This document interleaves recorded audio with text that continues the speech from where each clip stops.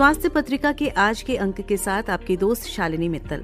स्वीकार करिए हमारा नमस्कार। आज के अंक में शामिल हैं वर्ल्ड लिवर डे पर कुछ विचार डॉक्टर संजीव सहगल के। उसके बाद आप सुनिए भेंटवार्ता महिलाओं में हृदय रोग, और फिर आपके लिए लेकर आएंगे एक और भेंटवार्ता डॉक्टर संदीप महाजन से ली गई भेंटवार्ता किडनी को कैसे रखें स्वस्थ। तो आइए शुरुआत करते हैं। 10 अप्रैल को वर्ल्ड लिवर डे मनाया गया। आइए सुनते हैं डॉक्टर संजीव सहगल के विचार, कैसे रखें लिवर को हेल्दी। आप प्रिंसिपल डायरेक्टर एंड हेड हैं hepatology and liver transplant max Saket में। आपके अच्छे स्वास्थ्य की मंगल कामना करते हुए लिवर स्वस्थ रखने के बारे में कुछ बातें बताना चाहता हूँ। लिवर का हेल्दी होना हमारे अच्छे स्वास्थ्य के लिए अति आवश्यक है। अपने लिवर को स्वस्थ रखने के लिए इन बातों पर ध्यान दें। शराब ना पिएं, संतुलित आहार लें, साफ पानी और भोजन का सेवन करें, बेवजह दवाइयां ना लें, नियमित रूप से व्यायाम करें और मोटापे से दूर रहें। हेपेटाइटिस बी का टीकाकरण अवश्य करें। इन कुछ बातों का ध्यान रखें और अपने लिवर को फिट रखें। देखिए कैसे जिंदगी खिलखिलाती है और आप एक स्वस्थ जीवन का आनंद लेते हैं। धन्यवाद।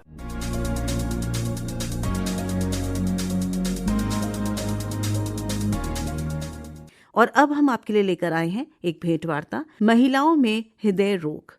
हमारी विशेषज्ञ हैं डॉक्टर अनुपम गोयल। आप senior consultant interventional cardiology max Saket में कार्यरत हैं। आपसे बात कर रहे हैं डॉक्टर जवाहर लाल जैन। श्रोताओं, आज की इस तेज रफ्तार भरी जिंदगी में तनाव जीवन का एक अभिन्न अंग बन गया है और तनाव की स्थिति में आज हाई ब्लड प्रेशर यानी उच्च रक्तचाप, हार्ट अटैक एक जन सामाजिक स्वास्थ्य समस्या बनकर उभर रहा है। क्या कारण है कि आज महिलाओं में भी हृदय रोग बढ़ते ही जा रहे हैं? हम बात करेंगे डॉक्टर अनुपम गोयल से। अनुपम जी, आपका बहुत बहुत स्वागत। और मैं समझता हूँ ये जान लेना बहुत जरूरी है कि दिल की कौन कौन सी बीमारियां सबसे पहले तो ज्यादातर कौन सी ज्यादा देखने में आती हैं और महिलाओं में कौन सी ज्यादा देखने में आती है? श्रोताओं को मेरा नमस्कार। दिल की बीमारियां बढ़ती ही जा रही हैं। हम सब भी अपने आसपास सुनते हैं कि अचानक अच्छे भले आदमी को या किसी लेडी को दिल का दौरा पड़ा या अचानक उनकी डेथ हो गई। बहुत जरूरी है हम ये समझें कि दिल की बीमारियां क्यों बढ़ रही हैं और हम क्या कर सकते हैं जिससे हम दिल की बीमारियों को बढ़ने से रोक पाएं। सबसे कॉमन है हार्ट अटैक की बीमारी। कुछ दिल की बीमारियां होती हैं जो जन्मजात होती हैं, जिन्हें हम कंजेनिटल हार्ट डिजीज कहते हैं, बट वो अलग चीज है। वो बड़े होने तक अक्सर पता लग जाती हैं या उनको कोई ना कोई लक्षण आने से ट्रीटमेंट हो जाता है। हार्ट अटैक का मतलब हुआ कि हार्ट की धमनियों में जो ब्लड वेसल्स हार्ट को ब्लड पहुंचाती हैं, क्योंकि हार्ट भी एक मशीन है जिसे कॉन्टिन्यूअसली काम करना है, तो हार्ट को काम करने के लिए ऑक्सीजन चाहिए जो वहां ब्लड वेसल से पहुंचती है। मोटे तौर पे 3 मेन आर्टरीज होती हैं जो हार्ट को ब्लड पहुंचाती हैं। अब बहुत सारे कारणों से जो मैं अभी आपको बताऊंगी, जब उसमें रुकावट आ जाती है तो हार्ट को ब्लड कम मिलता है। जब बीमारी की शुरुआत हो तो अक्सर ब्लड की कमी हार्ट को तब महसूस होती है जब हार्ट ज्यादा काम कर रहा हो, जैसे कोई दौड़ रहा है, रनिंग कर रहा है या कोई एक्सर्शन कर रहा है। एक्सर्शन सिर्फ फिजिकल नहीं होती, एक्सर्शन साइकोलॉजिकल भी होती है। तो emotional stress is as important as physical stress. तो ऐसे कंडीशंस में जब लगे कि छाती में तनाव है, सांस में दिक्कत है या घबराहट हो रही है, तो इसका मतलब हुआ कि हार्ट में ब्लॉकेज बननी शुरू हो गई है। यंग एज में हार्ट की प्रॉब्लम महिलाओं में थोड़ी कम है, but specially after the menopause और after the 4th decade heart की प्रॉब्लम महिलाओं में पुरुषों से ज्यादा है। अगर भारत में अमूमन 1 करोड़ डेथ हो रही हैं, तो उसमें से 20 लाख सीधा हार्ट रिलेटेड कॉज से हो रही हैं। और हार्ट प्रॉब्लम का अच्छा ये है कि अगर टाइम से पता लगे,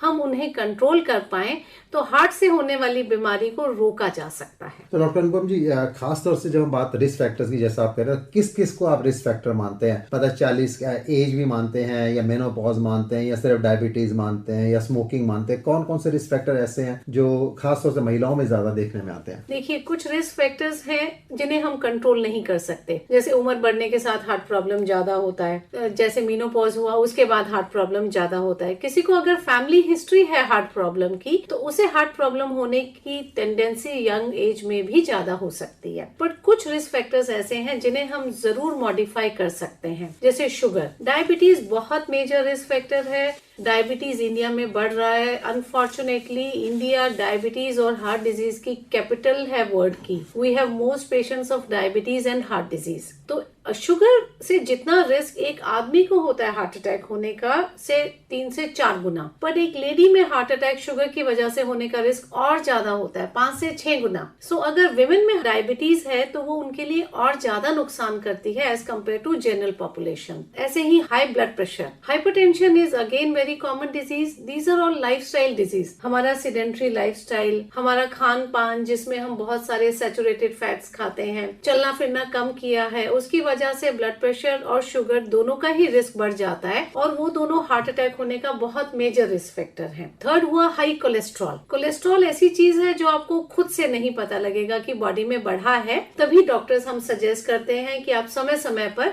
अपना कोलेस्ट्रॉल चेक कराएं। और एक बहुत कॉमन कॉज है स्पेशली यंग पेशेंट्स में स्मोकिंग। स्मोकिंग की वजह से नॉर्मल आर्टरीज में भी क्लॉट बन जाता है और हार्ट अटैक का रिस्क कई गुना बढ़ जाता है। स्मोकिंग से हार्ट अटैक विमेन में होने का रिस्क बहुत ज्यादा है as compare to male who are smoking. और कुछ रिस्क फैक्टर हैं जो विमेन के ही स्पेशल हैं, जैसे ओरल कॉन्ट्रासेप्टिव का यूज, वो यंग एज में स्पेशली स्मोकिंग के साथ कोलेस्ट्रॉल को बहुत बढ़ा देता है। दूसरा साइको सोशल प्रेशर, जो हमारी सोसाइटी के कुछ प्रेशर्स हैं जो विमेन ज्यादा सोचती हैं। Emotional stress is a very important part of heart disease, बहुत बड़ा कारण है जिससे रियल हार्ट अटैक्स होते हैं। चौथी बात हुई एक्टिविटी, तो बहुत जरूरी है कि वो एक्टिव हो। Lack of physical activity, emotional stress is a very important cause for heart disease in women. Doctor साहब, ओबेसिटी का बारे में क्या कहेंगे? मोटापा एक बहुत सिग्निफिकेंट रिस्क फैक्टर है हार्ट डिजीज का, सीवीए का, स्ट्रोक का। क्योंकि मोटापे का मतलब ये हुआ कि एक्टिविटी ठीक नहीं है, खान पान ठीक नहीं है। ये जरूर है कि हार्मोनल इम्बैलेंस से मोटापा बढ़ जाता है। कुछ कंडीशंस हैं, पीसीओडी हुई,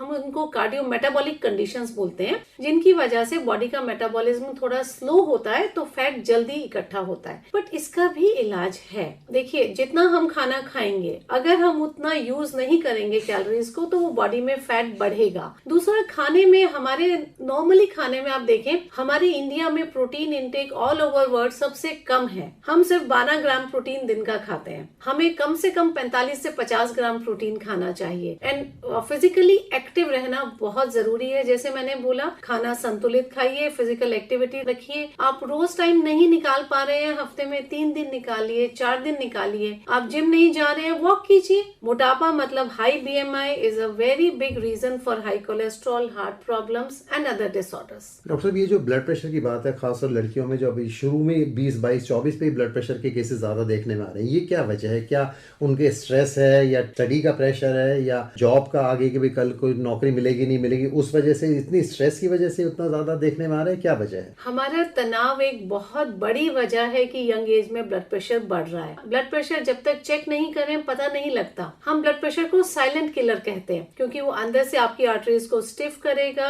और उनके रप्चर होने का, कॉम्प्लिकेशन होने का रिस्क बढ़ जाता है। तो एक तो अपना ब्लड प्रेशर ये सोच के ना सोचें कि अभी हम यंग हैं, ब्लड प्रेशर तो बड़ों को होता है। ब्लड प्रेशर जरूर कभी कभार चेक करा लें। कुछ और blood pressure specially young age में बढ़ने की वजह हो सकती है।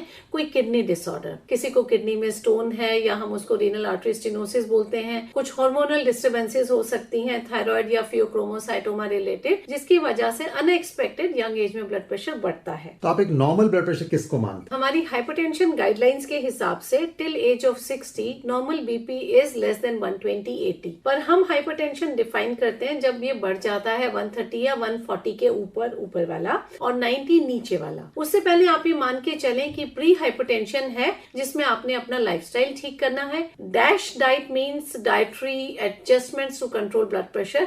खाने में नमक कम खाएं, तला हुआ चिकनाई वाला खाना ना खाएं।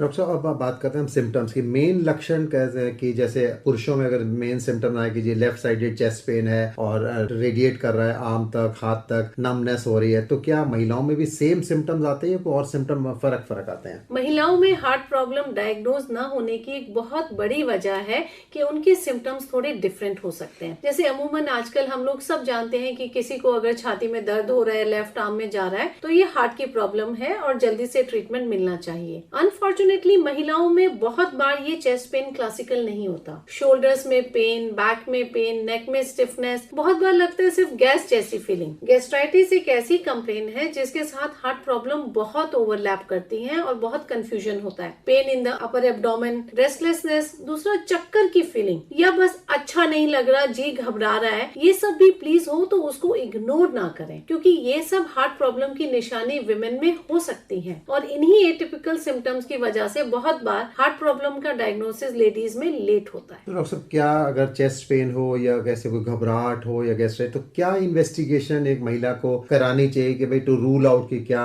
हार्ट अटैक हो सकता है, नहीं हो सकता?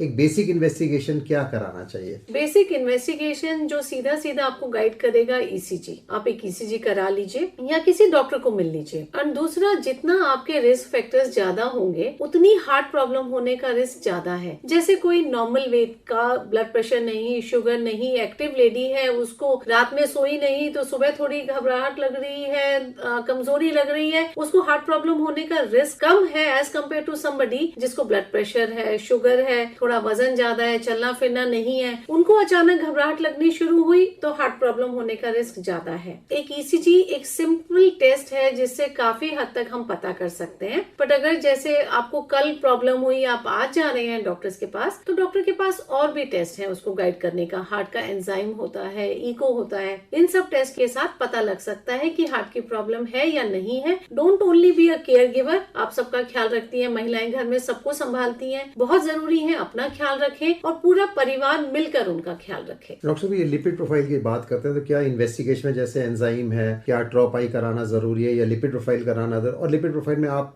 जो है बुरा कोलेस्ट्रॉल और अच्छा कोलेस्ट्रॉल कितना उसको नॉर्मल मानेंगे या इग्नोर कर देंगे, छोड़े चलिए आप थोड़ा डाइट पर रिस्ट्रिक्शन कर ले, या दवाई लेना जरूरी है? लिपिड प्रोफाइल बहुत इंपॉर्टेंट वजह है हार्ट अटैक होने की। जब कोलेस्ट्रॉल हाई है तो हार्ट अटैक होने का रिस्क हमेशा बढ़ जाता है।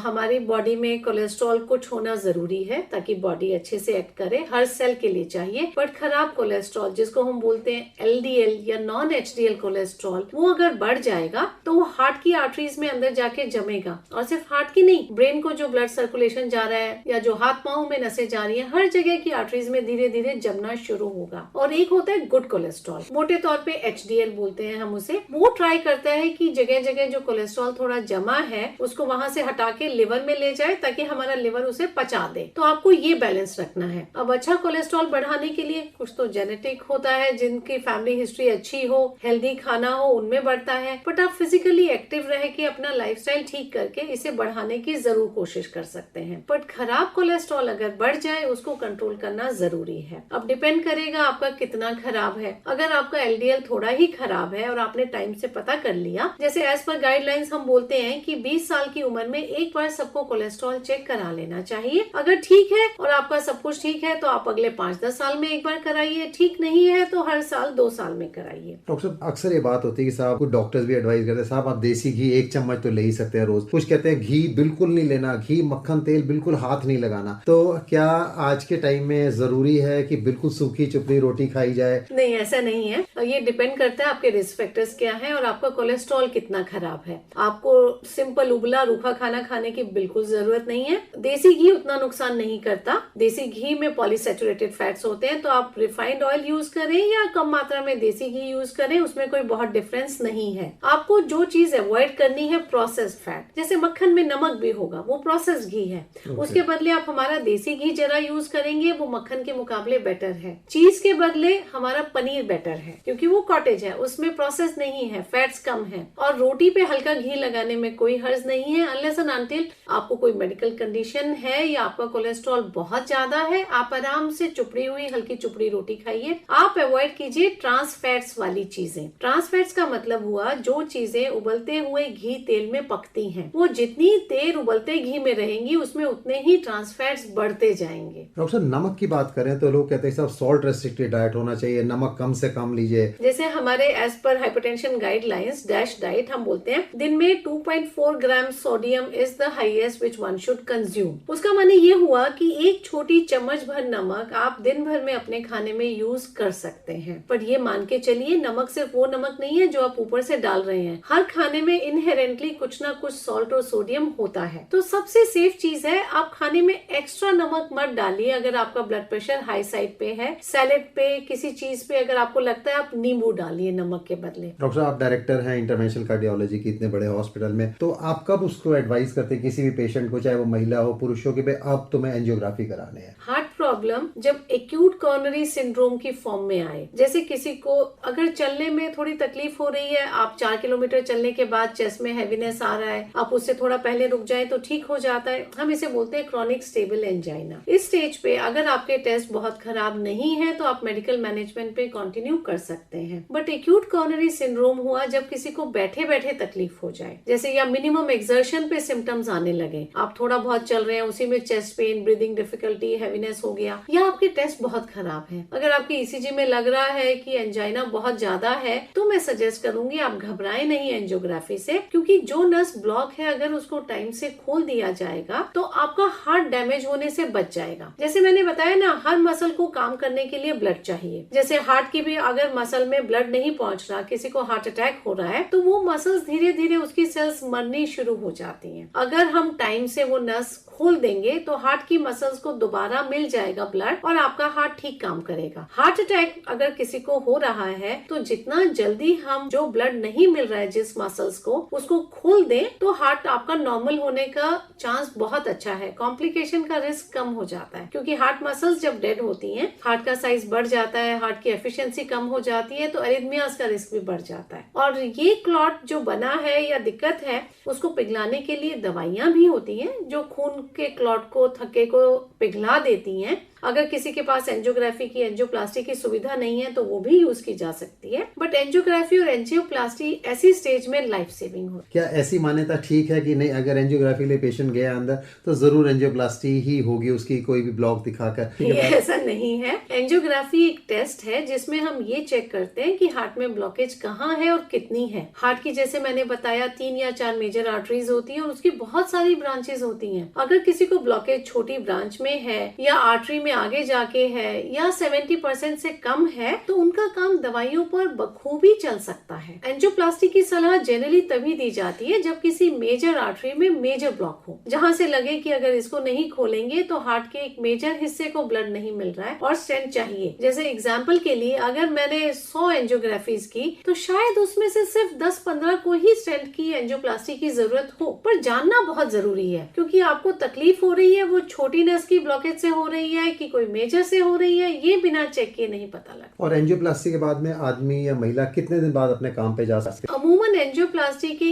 1 दिन बाद से काम शुरू हो सकता है, बट अगर किसी की एंजियोप्लास्टी हार्ट अटैक की वजह से हुई है तो हार्ट की डैमेज मसल्स को रिकवर करने में टाइम लगता है, डिपेंडिंग ऑन द एरिया, 2 हफ्ते, 4 हफ्ते, 6 हफ्ते। जनरली इतने टाइम में हार्ट का जो डैमेज मसल है वो रिकवर हो जाता है और उसके बाद one is free to move actively. सिर्फ जिन रिस्क फैक्टर्स की वजह से आपको हार्ट अटैक हुआ था वो कंट्रोल करने हैं। दवाई बिल्कुल रेगुलर खाइए, अपनी तरफ से दवाई बिल्कुल मत बंद कीजिए। Be in touch with your cardiologist, जैसे सजेस्ट किया जाए आप अगर ख्याल रखेंगे तो हार्ट अटैक के बाद या एंजियोप्लास्टी के बाद आपको डरने की जरूरत नहीं। डॉक्टर साहब, एक अंत में एक छोटी सी एक सलाह दे दीजिए कि जो श्रोताओं, खास तौर से अपने महिला श्रोता और हृदय का स्वस्थ रख सके, अपने हृदय का ख्याल रख सके, उसके लिए आप क्या मैसेज, संदेश देना चाहेंगी? अमूमन लोग ये मान लेते हैं कि महिलाओं को हार्ट की प्रॉब्लम नहीं होती, तो सबसे पहले अवेयरनेस जरूरी है ताकि आप अपनी किसी भी कंप्लेंट को इग्नोर ना करें। अपना लाइफस्टाइल का ख्याल रखिए, अपना संतुलित अच्छा हल्का खाना खाइए, जरूर अपने लिए समय निकालिए कि आप कोई ना कोई व्यायाम करें, जैसे आप घर में बाकी सबकी सेहत का ख्याल करते हैं अपना ख्याल करें। ब्लड प्रेशर, शुगर, कोलेस्ट्रॉल को चेक कराएं, अपना वजन संतुलित रखें। डॉक्टर अनुपम गोयल, आपने जो आज बहुत ही महत्वपूर्ण जानकारी दी महिलाएं और हृदय रोग से संबंधित, इसके लिए हम आपके आभारी हैं। आपका बहुत बहुत धन्यवाद। नमस्कार। धन्यवाद। नमस्कार। महिलाओं में हृदय रोग, अभी आप इस विषय पर डॉक्टर अनुपम गोयल से ली गई भेंटवार्ता सुन रहे थे। आप सीनियर कंसल्टेंट हैं इंटरवेंशनल कार्डियोलॉजी मैक्स साकेत में। आपसे बात कर रहे थे डॉक्टर जवाहरलाल जैन।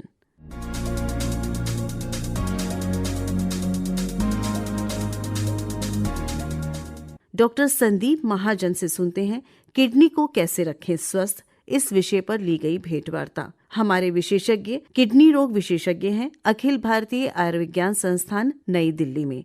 इनसे बात कर रहे हैं आदित्य कुमार। डॉक्टर साहब आपका स्वागत। नमस्कार डॉक्टर साहब, मेरा पहला सवाल आपसे ये है कि नेफ्रोलॉजी के क्षेत्र में हाल के वर्षों में क्या कुछ प्रगति हुई है? हाल ही में जो मेजर एडवांसमेंट्स हुए हैं इस फील्ड में, उसमें सबसे बड़ा तो यही है कि पहले ट्रांसप्लांट के लिए या गुर्दा प्रतिरोपण के लिए हमें ब्लड ग्रुप में ही जाना पड़ता था, तो वही व्यक्ति दूसरे को गुर्दा दे सकता था जिनका ब्लड ग्रुप आपस में मेल खाता है। लेकिन अब कुछ प्रणालियों द्वारा हम सक्सेसफुली बिल्कुल कामयाब तरीके से जिन लोगों का ब्लड ग्रुप नहीं मेल खाता उनमें भी ट्रांसप्लांट कर सकते हैं, और लॉन्ग टर्म रिजल्ट्स भी। ऐसा नहीं कि सिर्फ 1-2 साल के लिए, लंबे समय के लिए भी ये गुर्दे ही उतना ही बढ़िया काम करते हैं जितना ब्लड ग्रुप कंपैटिबल या जिनका सेम ब्लड ग्रुप है उनके साथ गुर्दा हो। दूसरी जो मेजर एडवांसमेंट रही है वो आप समझिए एक तरह से ease of access to dialysis है। पहले डायलिसिस बहुत लिमिटेड या बहुत सीमित एरिया में ही मिल पाता था, बड़े शहरों में, बड़े शहरों के कुछ अस्पतालों में इसी तक सीमित था। लेकिन सरकार की डिस्ट्रिक्ट हॉस्पिटल तक पहुंचाने की डायलिसिस की सुविधा, इस जोर की वजह से अब डायलिसिस दूर दराज के लोगों में भी आसानी से उपलब्ध है, और डायलिसिस अब पूरी तरह से फ्री है। हर कोई डायलिसिस की सुविधा आसानी से ले सकता है अपने